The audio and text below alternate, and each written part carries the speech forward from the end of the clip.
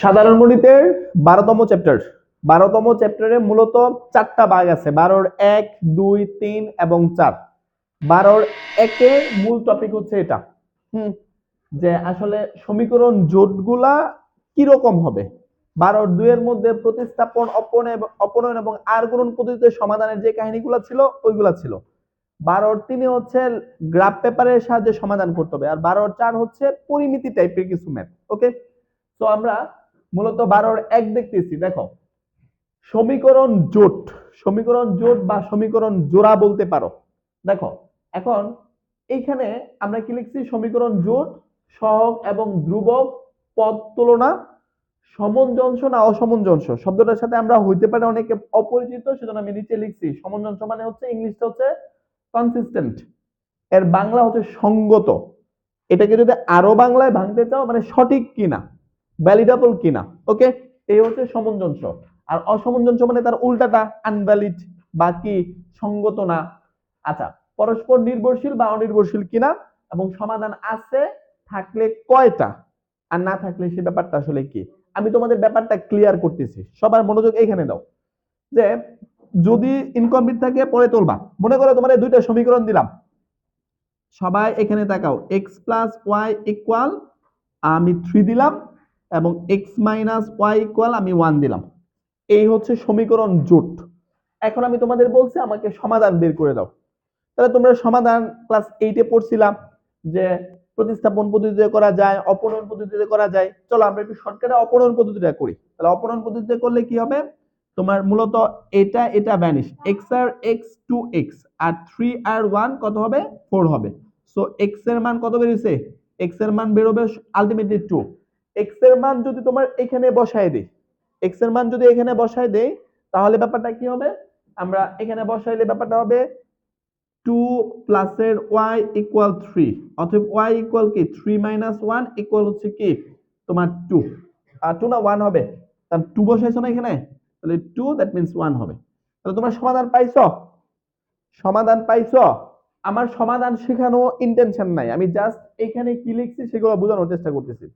তো আমি এই সমীকরণ যুদ্ধটাকে সামঞ্জস্য বলতে পারি, কারণ কি একটা আরেকটার সাথে আমরা সমাধান করতে পারছি। কথা কি ক্লিয়ার? তাহলে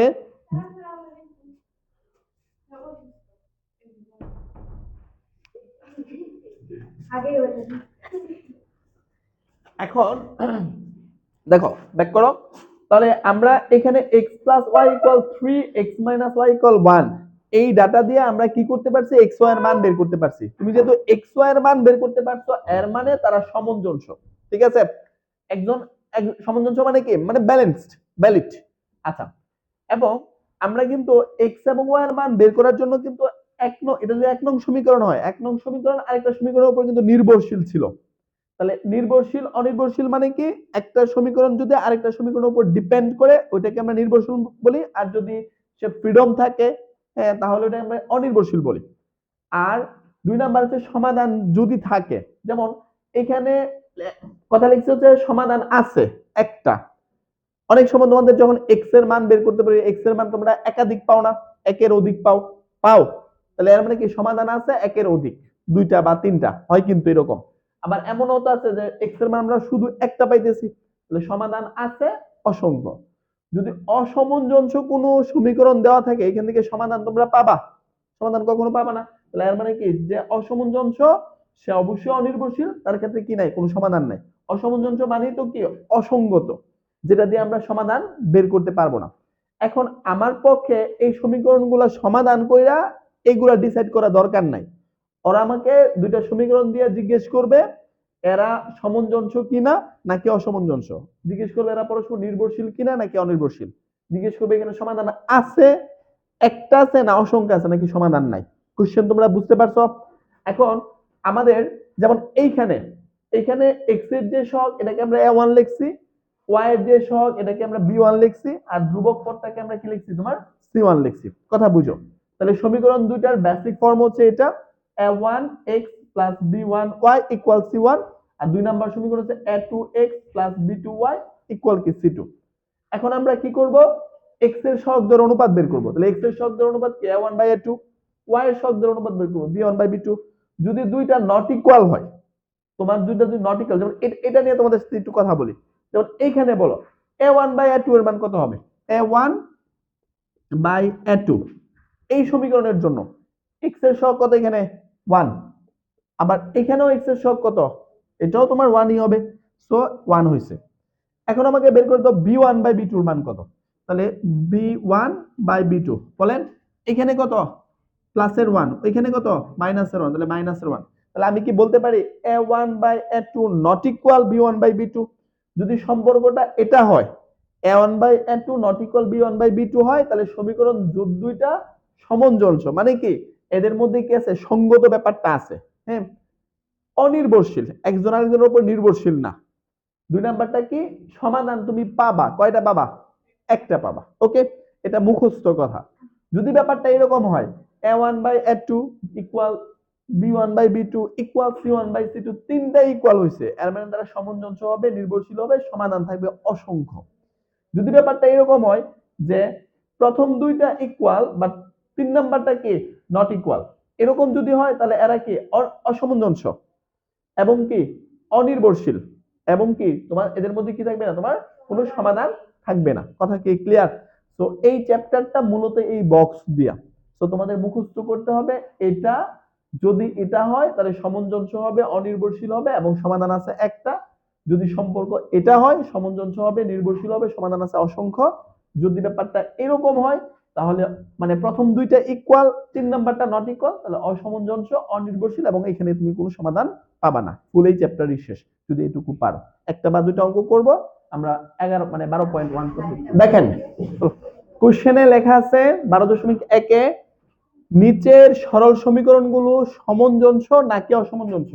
প্রথম কথা, পরস্পর নির্ভরশীল নাকি অনির্ভরশীল কিনা যুক্তি সহ উল্লেখ করো এবং এগুলোর সমাধান সংখ্যা নির্দেশ করো। তাহলে আমরা চলো একটা অঙ্ক সলভ করি, তাহলে মোটামুটি তোমাদের জিনিসটা কমপ্লিট হয়ে যাবে। তাহলে প্রথমে লিখবা, দেওয়া আছে প্রদত্ত সমীকরণ সমীকরণ জোট। আচ্ছা, এখন এখানে কি কি দেওয়া আছে? x - y ইকুয়াল হচ্ছে 4, এটা এক নং সমীকরণ দিলাম, এবং দেওয়া আছে x + y ইকুয়াল হচ্ছে 10। এই চ্যাপ্টারের সবগুলা অঙ্ক এই প্যাটার্নে স্টার্ট করবা। একটা অঙ্ক করলে সবগুলা অঙ্ক কমপ্লিট হওয়ার কথা, তারপর আমি দুটো অঙ্ক করাবো। এখন তোমরা প্রথমে যেটা করবা, x এর সহগ দর অনুপাত বের করবা। বলো তাহলে, অতএব x এর সহগ দ্বয়ের অনুপাত, এটারে কি দিয়ে প্রকাশ করতাম মনে আছে তোমাদের? a1/a2 না? আমরা আদর্শ রূপটা কি ছিল? a1x1 প্লাস এর b1 মানে y1, আর এটা হচ্ছে c1। তো এখন বলো a1 এর মান কত? 1, আর a2 এর মান কত? 1। তাহলে 1/1 ইকুয়াল হচ্ছে 1। তাহলে প্রথম কাজ শেষ। তারপরে অতএব এর সহগদ্বয়ের অনুপাত b1/b2, বলেন আপনারা বলেন। y এর সহগ, এখানে y এর সহগ হচ্ছে -1, আর এখানে সহগ হচ্ছে +1, তাহলে -1। ওকে, পরে ব্যাপারটা কি? ধ্রুবক পদ, ধ্রুবক পদের অনুপাত, এবং আমি তিনটে বের করে দেখাচ্ছি, এবং ধ্রুবক পদের অনুপাত এটাকে কি দিয়ে প্রকাশ করে? এটাকে প্রকাশ করে c1/c2 ইকুয়াল কি? সবসময় মনে করবা c1 যদি 4টা এই পাশে থাকতো, পক্ষান্তর করে কিন্তু ওই পাশে নিতে হবে, কারণ c1 অলওয়েজ রাইট সাইডে থাকে। তাহলে 4 কি 4/10, কাটাকাটি গেলে 2/5 থাকবে। ওকে, এখন আমরা এখানে কি লিখতে পারি? তোমার a1/a2 নট ইকুয়াল কি b1/b2।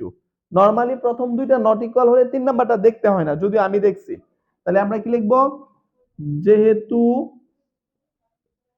a1/a2 not equal b1/b2 not equal c1/c2। বলো কোন শর্ত যাচ্ছে? যদি দুইটাই যদি প্রথম দুইটা, তোমাদের মনে হয় লিখছি কি প্রথম দুইটা নট ইকুয়াল হলে তিন নাম্বারটা দেখা দরকার নাই। দেখ এখানে আমরা তিনটা নট ইকুয়াল, তাহলে কি হবে? সমীকরণগুলো গুলো তোমার কি হবে? সামঞ্জস্য হবে। সামঞ্জস্য অনির্ভরশীল হবে।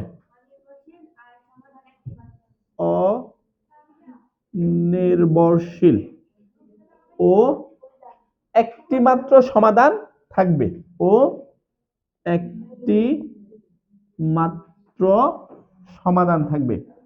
অনেক কঠিন সমাধান থাকবে। এই হচ্ছে বক্সটা মুখস্থ করবে। এই চ্যাপ্টারের সবগুলা অঙ্কের প্যাটার্ন এটা।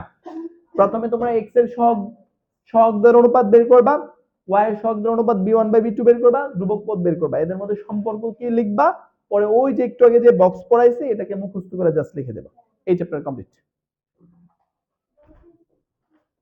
আরেকটা অঙ্ক করব।